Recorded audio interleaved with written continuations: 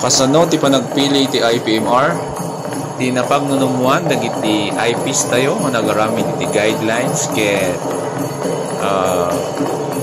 formal nga kasla di pa nominate tayo hindi da tayo ti agpili ti classroom president kasi apo. So formal dapat ada tagitayag ti imana tapos inominate mo di kayat mo nga maging IPMR iti barangay yo. Tapos na inominate yung amin yan nga kayat yo dapat ada iti mangisera iti nominasyon. Tapos na naiseran ti nominasyon dapat masikundaran at dati magitayag ti imana at sikundaran na nga may close iti nominasyon.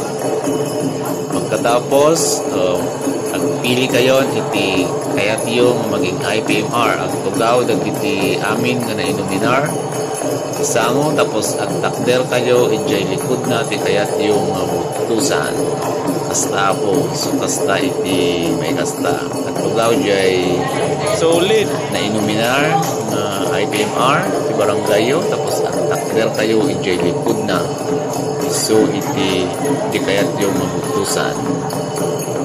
So congratulations bro tinangabak iti barangay Rosario ni IPMR Antonio Angligan unanimous.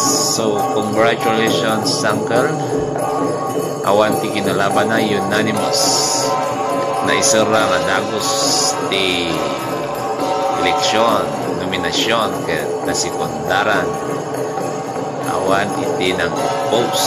So congratulations po ti Barbarong IPMR ti barangay Rosario.